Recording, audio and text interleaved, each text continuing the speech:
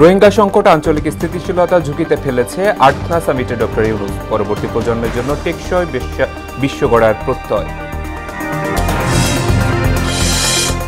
কিছু বিষয়ে দ্বিমত থাকলেও সংস্কার নিয়ে বিএনপি আন্তরিক, বললেন আলী রিয়াজ। জাতীয় স্বার্থে বৃহত্তর ঐক্যমত্য গড়ার আহ্বান বিএনপির।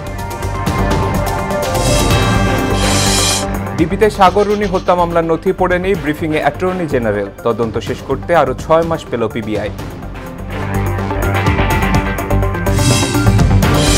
এবং গত 9 বছরে মাত্র 31 দিন নির্মল বাতাসে শ্বাস নিয়েছে ঢাকাবাসী। গড় আয়ু কমেছে 8 বছর। বায়ু দূষণ রোধে কঠোর আইন প্রয়োগের তাগিদ।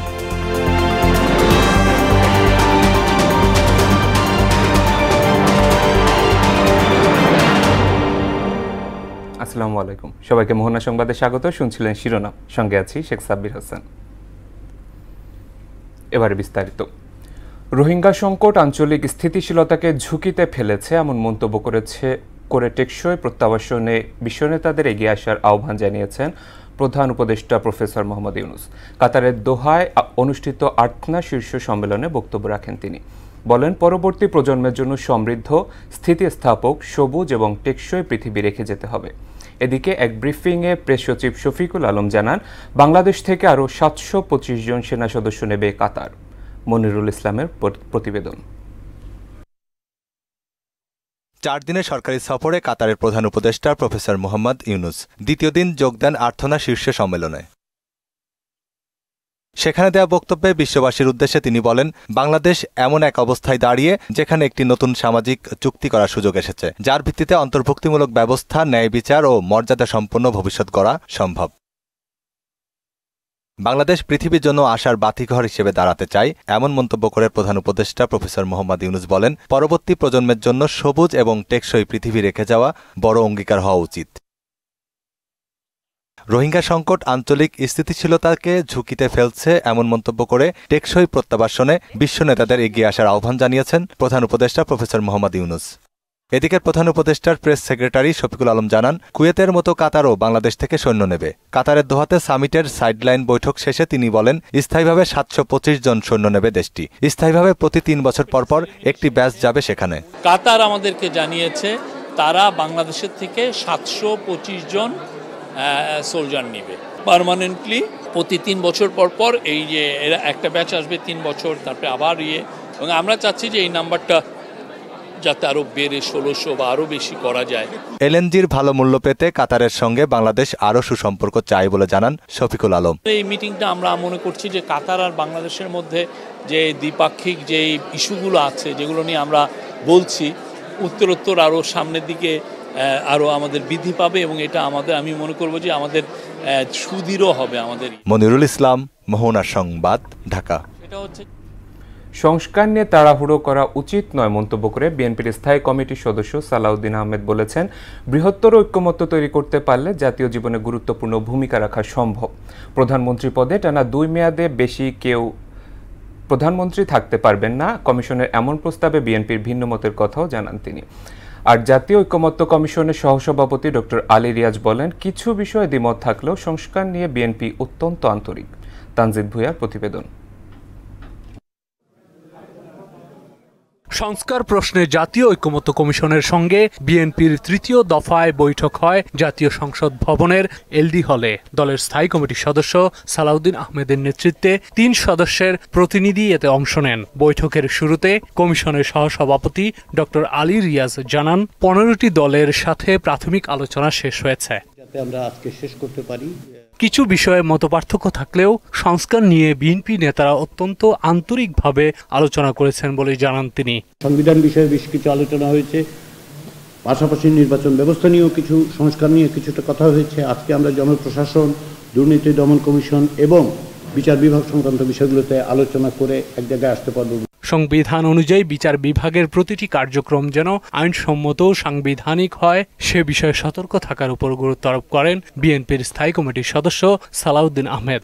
যে সমস্ত সিদ্ধান্ত জাতীয় ঐক্যমত্যের ভিত্তিতে গৃহীত হবে, একটা বৃহত্তর একটা কনসেনসাস আমরা সৃষ্টি করতে পারব, সেটা জাতীয় জীবনে একটি মহান ভূমিকা রাখবে। সুপ্রিম কোর্টের সংশ্লিষ্ট সকল উদ্যোগকে যাতে আইনানুগ এবং সাংবিধানিক প্রক্রিয়ায় যায় সেটার আহ্বান জানাবো। বৈঠক শেষে তিনি সাংবাদিকদের বলেন, একই ব্যক্তি সরকার ও দলীয় প্রধান এবং সংসদ নেতা হতে পারবেন না। কমিশনের এমন প্রস্তাবে বিএনপি একমত নয়। একাধিক্রমে 3 বার হতে পারবেন না, অর্থাৎ 2 বার হওয়ার পরে তারপরে গ্যাপ হবে, এরপরে যদি চাই। সেই জন্য আমরা বলেছি যে এটা গণতন্ত্রের প্র্যাকটিসটা হচ্ছে যে ফ্রি ফেয়ার নিউট্রাল ইলেকশন যদি হয়, যদি কেয়ারটেকার সরকার অধীনে নির্বাচন হয়, যদি গণতান্ত্রিক নির্বাচনের মধ্য দিয়ে নিউট্রাল নির্বাচনের মধ্য দিয়ে জনগণ সোভরেন অথরিটি হিসেবে যদি কোনো দলকে আবার মেজরিটি দেয়, তাহলে জনগণের সম্মানে সেটা আমরা বলছি যে এটা ডেমোক্রেটিক প্র্যাকটিস হিসাবে সেই অপশনটা থাকা উচিত। ঐকমত্য কমিশনের অধিকাংশ প্রস্তাবে বিএনপি একমত বলেও জানান সালাউদ্দিন আহমেদ। রাষ্ট্রের বিষয়, এটা সংবিধানের বিষয়, রাষ্ট্র পরিচালনার বিষয়, সেটা গভীরভাবে চিন্তা করে সেই জিনিসগুলো সংবিধানে আনতে হবে। আমরা অধিকাংশ ক্ষেত্রে একমত হয়েছি। এখন কিছু কিছু বিষয় আছে যে আরো বিচার বিশ্লেষণ করতে হবে। তানজিদ ভুইয়া, মোহনা সংবাদ, ঢাকা। মৃত্যুদণ্ড থেকে জামায়াত নেতা এটিএম আজহারের আপিল শুনবেন আপিল বিভাগের পূর্ণাঙ্গ বেঞ্চ। এজন্য শুনানি পিছিয়ে 6 মে নির্ধারণ করা হয়েছে। সেদিনই পুরো শুনানি শেষ করতে চায় তার আইনজীবীরা। মানবতা বিরোধী অপরাধের মামলাগুলোর মধ্যে এটি প্রথম কোনো মামলা যা রিভিউ আবেদন থেকে পুনরায় পূর্ণাঙ্গ আপিল শুনানি হচ্ছে। যদিও কার্যক্রমে এত দেরি হওয়ায় হতাশ ও বিস্মিত জামায়াতের নেতা মিয়া গোলাম পরওয়ার। আরও জানাচ্ছেন কাজী পাপ্পু। আন্তর্জাতিক অপরাধ ট্রাইব্যুনালের দেয়া মৃত্যুদণ্ড মাথায় নিয়ে প্রায় 1 যুগ ধরে কন্ডেম সেলে জামায়াত নেতা এটিএম আজহারুল ইসলাম। আওয়ামী লীগ সরকার পতনের পর গত 8 মাসেও আইনি প্রক্রিয়া তাকে মুক্ত করতে না পারায় অসন্তোষ রয়েছে দলটির নেতাকর্মীদের মধ্যে। মঙ্গলবার তার মৃত্যুদণ্ডের বিরুদ্ধে আপিল আবেদনটি শুনানির জন্য প্রধান বিচারপতির আদালতে উঠলেও শুনানি হয়নি। মামলার গুরুত্ব বিবেচনায় পূর্ণাঙ্গ বেঞ্চে শুনানির জন্য নতুন করে 6 মে তারিখ নির্ধারণ করা হয়। আইনজীবীরা জানান, এই আপিলে কেবল এটিএম আজহারের মৃত্যুদণ্ড নয়, জামায়াতের অন্য নেতাদের কার্যকর করা মৃত্যুদণ্ডের বৈধতা নিয়েও উত্থাপিত প্রশ্নের উত্তর মিলবে। পরিস্থিতি বিবেচনায়, গুরুত্বের বিবেচনায় এবং এই মামলার উচ্চতার বিবেচনায় এবং আইনের ব্যাখ্যা বিশ্লেষণের বিবেচনায় এই মামলাটি আগামী 6 তারিখে 1 নম্বর আইটেম হিসেবে পূর্ণাঙ্গ বেঞ্চে শুনানির জন্য দিন নির্ধারণ করেছেন। আজকে যার বিচার করার জন্য আমরা পুনরুত্থান করেছি, রিভিউ ফাইল করেছি, যাদেরকে ফাঁসি কাস্টে ঝুলানো হয়েছে, আন্তর্জাতিক স্ট্যান্ডার্ড মানলে তাদের সকলকেই বেকসুর খালাস দিতে হতো। আপিল শুনানিতে আদালতে উপস্থিত ছিলেন জামায়াতের কেন্দ্রীয় নেতারা। বলেন, অভ্যুত্থান পরবর্তী 8 মাসেও এটিএম আজহারের মুক্তি না পাওয়ায় বিস্ময়কর।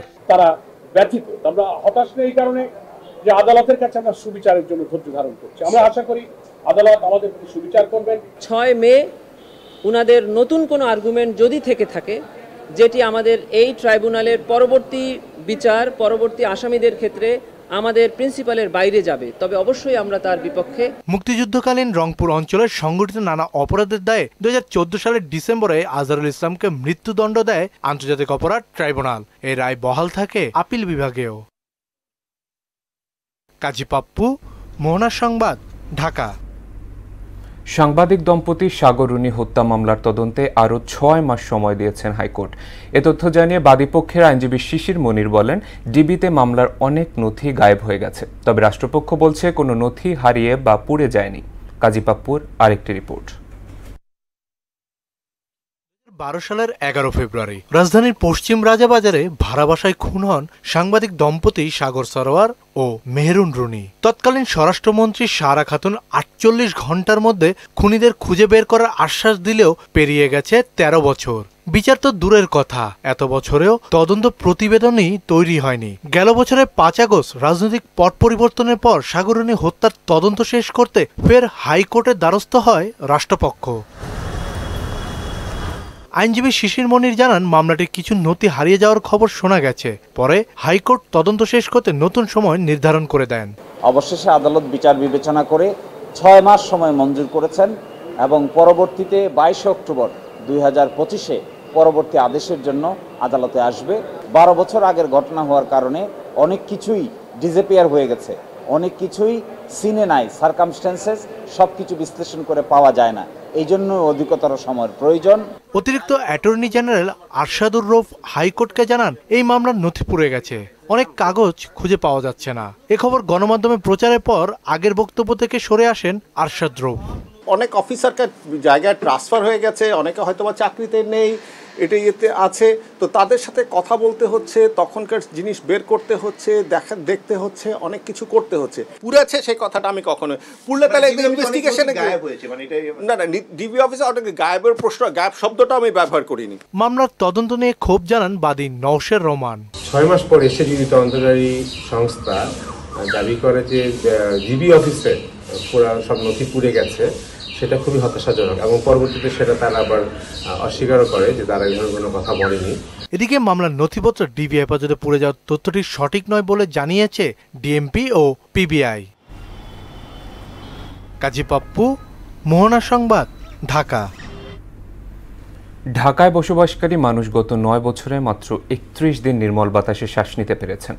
এ সময় 853 দিনের বাতাসের অবস্থা ছিল খুবই অস্বাস্থ্যকর, আর খুব অস্বাস্থ্যকর 635 দিন এবং দুর্যোগপূর্ণ ছিল 93 দিন।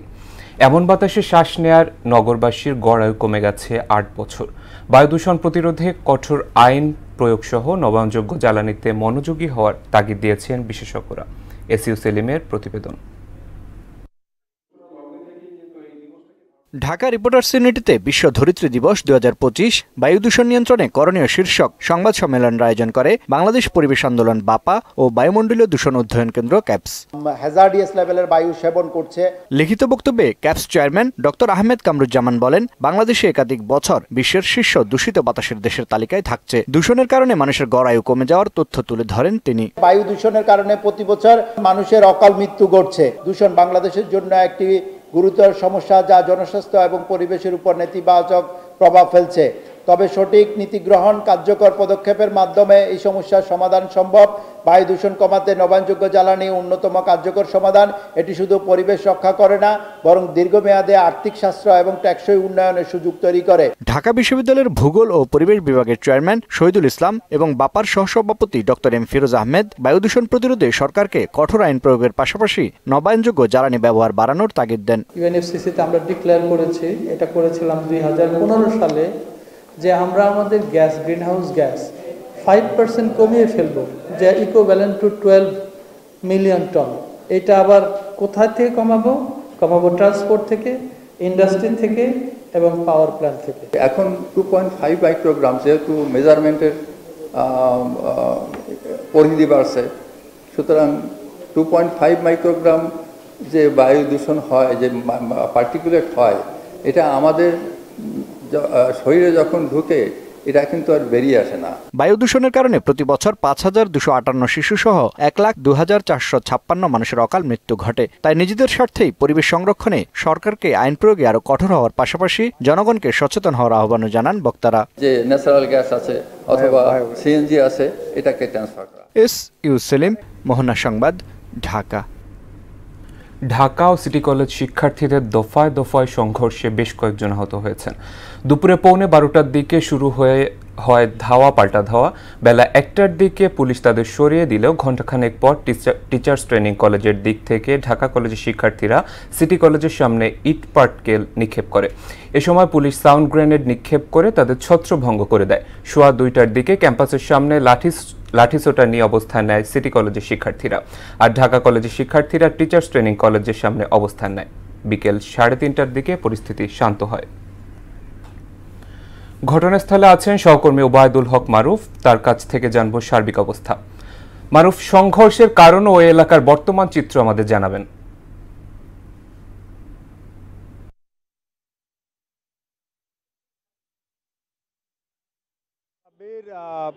আপনি জেনে থাকবেন যে ঢাকা কলেজ এবং সিটি কলেজের মধ্যে গতকালকের একটি ঢাকা কলেজের ছাত্রকে মারধরের ঘটনাকে কেন্দ্র করে ঢাকা কলেজ এবং সিটি কলেজের মধ্যে একটি সংঘর্ষ আজকে সকাল থেকেই মূলত শুরু হচ্ছিল। সেই সকাল থেকে শুরু হওয়া সংঘর্ষে আমরা যেমনটা এখানে এসে খোঁজখবর নিয়ে জানতে পেরেছি যে উভয় পক্ষের মধ্যেই ধাওয়া পাল্টা ধাওয়া, ইট পাটকেল নিক্ষেপের ঘটনা ঘটেছে। তবে এখন পরিস্থিতি খুবই স্বাভাবিক রয়েছে। সায়েন্স ল্যাব মোড়ে কোনো ধরনের অনাকাঙ্ক্ষিত পরিস্থিতি আমরা এখন আর দেখছি না। তবে আমরা যখন এখানে এসেছি তখন পর্যন্ত সিটি কলেজের সামনে আমরা বিপুল পরিমাণ আইন শৃঙ্খলা রক্ষাকারী বাহিনীর সদস্যদের মোতায়েন দেখেছি।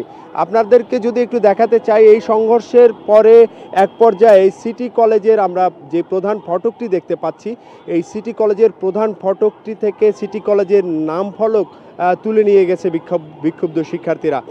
তবে এই ঘটনাকে কেন্দ্র করে ঢাকা কলেজ এবং সিটি কলেজের ছাত্রদের মধ্যে যে গতকালকে যেই মারধরের ঘটনা ঘটেছে ঢাকা কলেজের এক শিক্ষার্থীকে, সেই ঘটনাকে কেন্দ্র করেই মূলত আজকের এই ঘটনার সূত্রপাত। এবং 12:15 থেকে বেলা 3টা পর্যন্ত এই ধাওয়া পাল্টা ধাওয়া ইটপাটকেল নিক্ষেপ চলতে থাকে। এতে ঢাকা কলেজের প্রায় 70 জনের মতো ছাত্র আহত হয় বলে জানিয়েছেন ঢাকা কলেজের অধ্যক্ষ সহ শিক্ষার্থীরা। তো আমরা সেখানে গিয়েও বিভিন্ন শিক্ষার্থীকে আহত দেখেছি, আমরা দেখেছি ব্যান্ডেজ করা রক্তাক্ত অনেক শিক্ষার্থীকে। তবে সিটি কলেজের যে অধ্যক্ষ বা শিক্ষক বডি রয়েছিলেন তারা শিক্ষার্থীদেরকে নিবৃত্ত করে তাদেরকে বাসায় চলে যেতে বলে এবং সিটি কলেজকে আগামী 2 দিনের জন্য বন্ধ ঘোষণা করা হয়েছে। সকল ধরনের ক্লাসের কার্যক্রম বন্ধ ঘোষণা রাখা হয়েছে পরিস্থিতি স্বাভাবিক করার জন্য।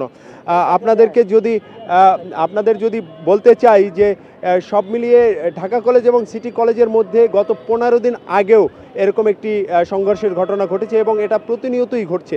আমরা আমাদের সচেতন শিক্ষার্থী এবং শিক্ষক মহল বলছে উভয় পক্ষের আশপাশের কর্তৃপক্ষ, কলেজ কর্তৃপক্ষ এবং আইনশৃঙ্খলা রক্ষাকারী বাহিনীর সতর্ক অবস্থান থাকলে এবং শিক্ষার্থীদের নিবৃত্ত করার মাধ্যমে এমন সংঘর্ষ এড়িয়ে চলতে হবে এবং শিক্ষার পরিবেশ বজায় রাখতে হবে।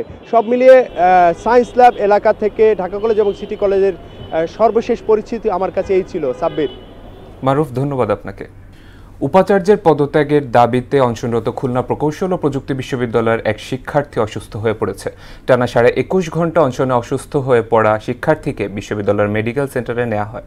এর আগে কুয়েট উপাচার্যের পদত্যাগের দাবিতে সোমবার পূর্ব নির্ধারিত ঘোষণা অনুযায়ী আন্দোলনরত শিক্ষার্থীদের মধ্যে থেকে 32 জন আমরণ অনশনে অংশ নেন। বিশ্ববিদ্যালয়ের ছাত্র কল্যাণ দপ্তরের পরিচালক অধ্যাপক ডক্টর আবদুল্লাহ ইলিয়াস জানান, ছাত্রদের অনশন ভাঙাতে তৎপর রয়েছেন তারা। এ নিয়ে আরও জানাতে কুয়েট ক্যাম্পাস থেকে সরাসরি যুক্ত হচ্ছেন সহকর্মী শহীদুল হাসান। শহীদুল, কুয়েট শিক্ষার্থীদের আন্দোলনের সবশেষ খবর আমাদের জানাবেন।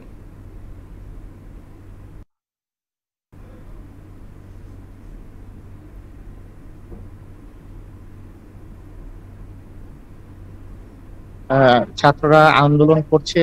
গতকাল আপনারা জানেন যে গতকাল 32 জন ছাত্র আন্দোলন অনশনে বসেছিলেন।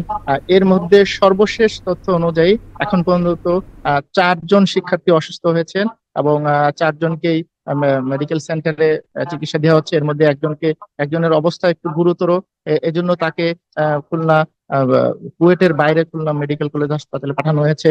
এবং সেই সাথে আমরা দেখতে পাচ্ছি যে এই মাত্র ছাত্র কল্যাণ দপ্তরের যারা রয়েছেন তারা স্টুডেন্টদের সাথে আলোচনা করার জন্য এসেছেন এবং তারা স্টুডেন্টদের সাথে কথা বলছেন। কিন্তু আমরা এর আগে অনশনরত ছাত্রদের সাথে কথা বলেছি, তারা বলেছে যে আমরা কোনো প্রকারেই কোনো ধরনের আলোচনায় বসবো না এবং কোনো ধরনের কম্প্রোমাইজ হবে না। আমাদের যে এক দফা দাবি তাদেরকে মানতে হবে, কারণ এর আগে আমরা 6 দফা দাবি দিয়েছিলাম, সেই 6 দফা দাবির কোনোটিই তারা মানেনি, যার কারণে আমরা এই 6 দফা দাবি থেকে 1 দফা দাবিতে সরে আসছি। কিন্তু আমরা দেখছি আজকে একদিন ধরে দিন গড়ানোর সাথে সাথে সময় গড়ানোর সাথে সাথে কিন্তু কুয়েটের যে শিক্ষার্থীরা অনশনে আছে তারা অসুস্থ হয়ে পড়ছেন এবং তারা বিভিন্ন চিকিৎসা নিচ্ছেন এবং আমরা দেখতেছি যে তাদের সাথে সংহতি জানানোর জন্য অন্যান্য ছাত্ররা আসছেন, শিক্ষার্থীরা আসছেন। এবং তবে ছাত্র কল্যাণ পরিষদের দপ্তরের পক্ষ থেকে বারেই কিন্তু তাদেরকে বোঝানোর জন্য এবং তাদেরকে শান্ত করার জন্য কিন্তু শিক্ষকরা আসছেন, কিন্তু কোনো কিছুতে তারা কোনো নেগোসিয়েশনে যাচ্ছেন না। এবং শিক্ষকদের পক্ষ থেকে বলা হচ্ছে যে তারা সব ধরনের চেষ্টা চালিয়ে যাচ্ছেন এই এর সুষ্ঠু সমাধানের জন্য। সাব্বির, এই ছিল সর্বশেষ অবস্থা কুয়েট থেকে। শহীদুল, ধন্যবাদ আপনাকে। রাজশাহী সিটি কর্পোরেশনের সাবেক মেয়র AHM খায়রুজ্জামান লিটন ও তার স্ত্রী সন্তানদের বিরুদ্ধে পৃথক 3টি মামলা দায়ের করেছে দুর্নীতি দমন কমিশন দুদক। তাদের বিরুদ্ধে জ্ঞাত আয় বহির্ভূত সম্পদ অর্জন ছাড়াও বিপুল পরিমাণ অর্থে সন্দেহজনক লেনদেন করার অভিযোগ প্রাথমিকভাবে প্রমাণিত হওয়ায় তাদের এ মামলা করা হয়েছে। মেয়র থাকা অবস্থায় লিটন ক্ষমতার অপব্যবহার করে অবৈধভাবে জ্ঞাত আয় বহির্ভূত সম্পদ অর্জন, স্থানান্তর ও রূপান্তর করা মানি লন্ডারিং প্রতিরোধ আইন ও দুর্নীতি প্রতিরোধ আইনে মামলা 3টি দায়ের করা হয় বলে জানায় দুদক মহাপরিচালক মোহাম্মদ আক্তার হোসেন। খায়রুজ্জামান লিটন, সাবেক মেয়র, রাজশাহী সিটি কর্পোরেশন। অভিযোগ সংশ্লিষ্ট জনাব শাহিন আক্তার, জনাব আনিকা ফারিয়া জামান এবং তার পিতা জনাব AHM খায়রুজ্জামান লিটনের বিরুদ্ধে দুর্নীতি দমন কমিশন আইন 2004, দণ্ডবিধির 109 এবং মানি লন্ডারিং প্রতিরোধ আইন 2012 সংশ্লিষ্ট ধারায় আরও একটি মামলা রুজুর সিদ্ধান্ত গৃহীত হয়েছে। দেশের বাইরের খবর। পাকিস্তানের নিরাপত্তা বাহিনী অভিযানে নিষিদ্ধ ঘোষিত তেহরিকি তালিবান পাকিস্তান TTPর 16 সদস্য নিহত হয়েছেন। সোমবার পাঞ্জাব ও খাইবার পাখতুনখোয়া প্রদেশে পৃথক অভিযানে নিহত হন তারা। এদিকে দেশটির সিন্ধু প্রদেশের দক্ষিণ জামশোরা কোহিস্তান অঞ্চলের পার্বত্য এলাকায় সড়ক দুর্ঘটনায় নারী শিশুসহ 13 জন নিহত ও 20 জন আহত হয়েছেন। চালক নিয়ন্ত্রণ হারিয়ে খাদে পড়ে গেলে হতাহতের এ ঘটনা ঘটে বলে জানিয়েছে পুলিশ।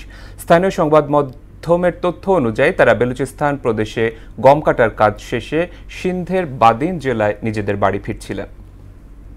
শেষ করব মোহনা সংবাদ, যাবার আগে শিরোনামগুলো আরও একবার।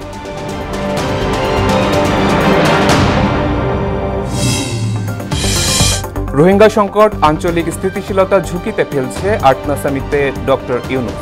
পরবর্তী প্রজন্মের জন্য টেকসই বিশ্ব গড়ার প্রত্যয়। কিছু বিষয়ে দ্বিমত থাকলেও সংস্কার নিয়ে বিএনপি আন্তরিক, বললেন আলী রিয়াজ। জাতীয় স্বার্থে বৃহত্তর ঐকমত্য গড়ার আহ্বান বিএনপি। ডিবিতে সাগরুনি হত্যা মামলায় নথি পড়েনি ব্রিফিংয়ে অ্যাটর্নি জেনারেল। তদন্ত শেষ করতে আরও 6 মাস সময় পেল পিবিআই। এবং গত 9 বছরে মাত্র 31 দিনে নির্মল বাতাসে শ্বাস নিয়েছেন ঢাকাবাসী। গড়ায় কমেছে 8 বছর। বায়ু দূষণ রোধে কঠোর আইন প্রয়োগের তাগিদ। এই ছিল মোহনা সংবাদে। পরবর্তী সংবাদ দেখবেন রাত 9টায়। এর আগে সংবাদ এক নজরে দেখবেন সন্ধ্যা 7টায়। মোহনার সবশেষ খবর জানতে ভিজিট করুন www.mohana.tv। সংবাদ দেখতে পারেন মোহনার ফেসবুক এবং ইউটিউবে। এতক্ষণ সঙ্গে থাকার জন্য ধন্যবাদ।